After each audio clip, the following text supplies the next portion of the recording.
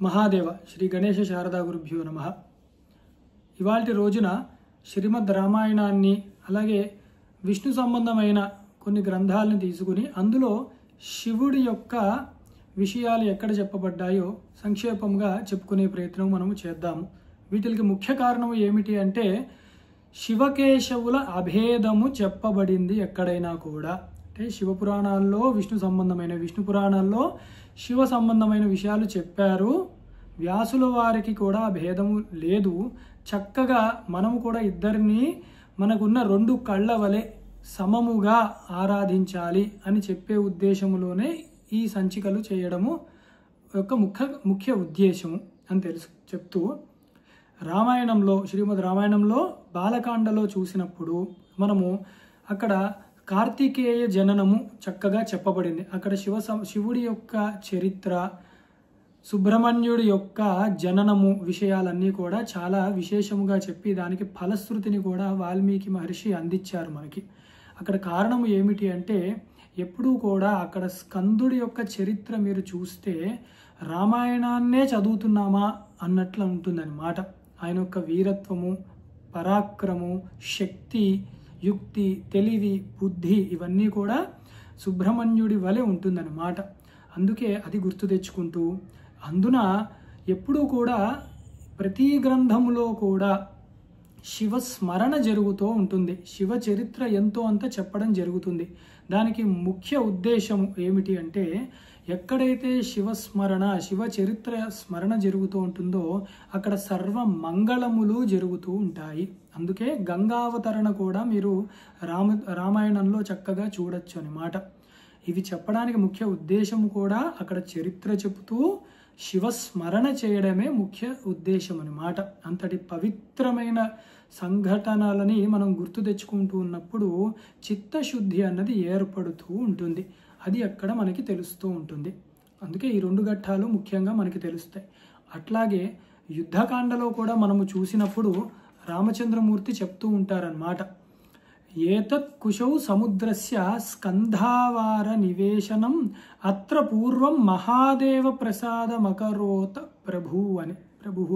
అంటే పూర్వము ఇక్కడే సముద్రము దగ్గర నేను కూర్చొని మహాదేవుడైన ఆ పరమేశ్వరుడి యొక్క అనుగ్రహాన్ని పొందాను అని చక్కటి ప్రమాణం కనపడుతోంది మనకి. మహాదేవ శబ్దంతో చిన్నపిల్లాన్ని అడిగినా కూడా చెప్తాడు, శివుడినే చెప్తున్నారు అని.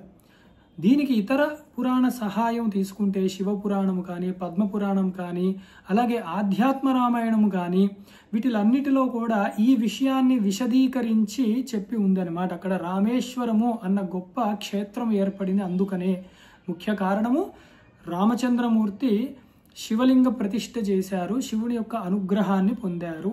దాని రామేశ్వరము అని పిలువబడుతోంది అని ఇతర గ్రంథాల్లో కూడా చక్కగా విశదీకరించి చెప్పి ఉన్నారన్నమాట. ఆ విషయాన్ని కూడా అది చాలా చక్కటి సమన్వయము.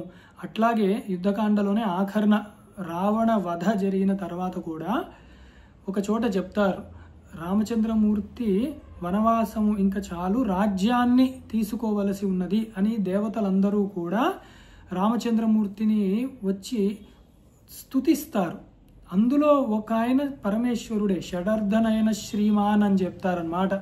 వృషభ వాహనం ఎక్కి 3 కళ్ళు ఉన్న ఆ పరమశివుడు కూడా రామచంద్రమూర్తికి చెప్తారనమాట, నీవు వచ్చిన కార్యము అయినది ఇంకా అని చెప్పి. అంటే అక్కడ ఎంత చక్కగా సమన్వయం అవుతోందో చూడండి. అలాగే మనకి పద్మపురాణానికి సంబంధించిన ఒక చక్కటి గ్రంథం ఉంది. దాని పేరే శివగీత. పద్మపురాణాంతర్గతమైన శివగీతలో రామచంద్రమూర్తికి శివుడు భక్తి గురించి అలాగే ఆధ్యాత్మిక విషయాలు, జ్ఞానం గురించి ఉపదేశించినట్టు మనకి చక్కగా తెలుస్తుంది. అది కూడా చాలా ముఖ్యమైన గ్రంథాల్లో ఒకటి. ఆ గ్రంథంలో అక్కడ శివుడు చెప్తూ ఉంటారు, రామచంద్రమూర్తి వింటూ ఉంటారు. అది అక్కడ గొప్ప విషయం మనకి తెలుస్తూ ఉంది.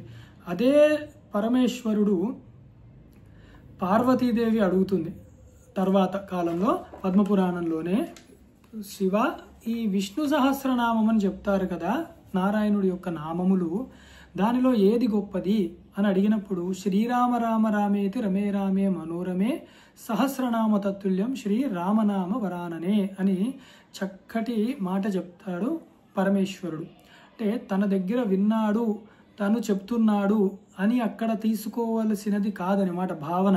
అక్కడ చెప్పేది ఒక ఇద్దరు దేవతా దివ్యమూర్తుల యొక్క సంభాషణ ఎలా జరిగింది, ఆ సంభాషణ వల్ల మనలాంటి సామాన్యమైన జనులకు విద్య అన్నది ఎలా అందించబడింది. అందుకే మీరు ఉపనిషత్తులు, పురాణాలు ఏది చూసినా కూడా ముఖ్యంగా అక్కడ చెప్పేది ఏమిటంటే ఇద్దరు సంవాదనలో అక్కడ ఒక విషయాన్ని అడగారు, ఒక విషయాన్ని చెప్తున్నారు అని. ఇక్కడ గురు శిష్య సంబంధము చెప్పబడుతుంది. ఎందుకంటే పరంపరగా విద్య రావాలి. అదే తద్విద్ధి ప్రణిపాతేన పరిప్రశ్నేన సేవయ అని గీతలో కూడా చెప్పబడి ఉందన్నమాట. ప్రశ్న అడిగిన వాడికి సమాధానము చెప్పవలసి ఉంటుంది, వాడికి అధికారం ఉంటుంది కాబట్టి. అందుకని మనకి ఇలా ప్రశ్న జవాబులు అన్నట్లు మనకు కనపడుతుంది. అక్కడ తీసుకోవాల్సింది ఒకళ్ళు చెప్తున్నారు, చెప్పేవాడు గొప్ప, వింటున్నవాడు తక్కువ, అది కాదు. అక్కడ ఇద్దరు గొప్పవారే, చర్చించుకునే గొప్పవాళ్ళు ఇద్దరు కూర్చుంటే ఎలాంటి గొప్ప విషయాలు వింటున్నారు, చెప్పుకుంటున్నారు, మాట్లాడుకుంటున్నారు అన్నది మనం అక్కడ తెలుసుకోవాలి. ఎందుకంటే భాగవత పురాణంలోకి మళ్ళీ వెళ్తే ఇదే శివుడు రుద్రగీత చెప్తున్నప్పుడు విష్ణువు యొక్క ప్రాముఖ్యత చెప్తూ ఉంటారు. అది చూసారా ఎంత విచిత్రము. అక్కడే మనం పట్టుకోవాలి. అసలు ఏం చెప్తున్నా అంటే విష్ణువు, శివ అన్నది నామరూపాత్మకమైనది కాదు, అది కేవలం తత్వబోధ చేస్తున్నారు, జ్ఞానబోధ చేస్తున్నారు. దీనికి మీరు ఎలా చెప్పగలరు అంటే గీత అన్న నామం ఎక్కడ కనపడినా కూడా పురాణాల్లో అది జ్ఞానబోధనే చెప్తూ ఉన్నారు. పరమాత్మ యొక్క అనంత విభూతులను, తత్వమును మాత్రమే చెప్పబడుతూ ఉంటారు. అందుకే భగవద్గీతలో కూడా రుద్రాణం శంకరశ్చాస్మి అని చెప్పి విభూతి యోగంలో స్పష్టంగా కృష్ణ పరమాత్మ చెప్తాడు. అంటే రుద్రులు ఎవరైతే ఉన్నారో వారిలో నేను శంకరుడును స్వయముగా అని చెప్పుకున్నాడు ఆయన. అందుకని వాళ్ళల్లో ఎవరికి కూడా పరమేశ్వరుడిలో, ఆయన రూపాలలో, అవతారాలలో వారికి పరస్పరం ఎక్కడా కూడా భిన్నాభిప్రాయాలు, భేదాభిప్రాయాలు లేనే లేవు. అందుకని అది మనం గుర్తుంచుకుంటూ రామాయణ స్మరణ చేయడం పరమ పావనము. ఎందుకు అంటే సాక్షాత్తు శివుడే రామనామం యొక్క గొప్ప విషయాన్ని చెప్పాడు. అంతటి శివుడు మీకు ఇష్టదేవత ఎవరు స్వామి అని అడిగితే నాకు శివుడు ఇష్టం అండి అని రాముడు చెప్తాడు. రాముడిని అడిగితే నాకేమో శివుడు ఇష్టం అంటాడు, శివుడిని అడిగితే నాకు రాముడు ఇష్టం అంటారు. అంటే అక్కడే మనము శివాయ విష్ణు రూపాయ శివరూపాయ విష్ణవే శివస్య హృదయం విష్ణు విష్ణోశ్చ హృదయం శివ అన్న గొప్ప వేదమంత్రం మనకి గుర్తు తెచ్చుకుంటూ ఉండాలన్నమాట అని చెప్తూ సర్వం శ్రీ శివరామచంద్రమూర్తి చరణారవిందార్పణమస్తు. స్వస్తి.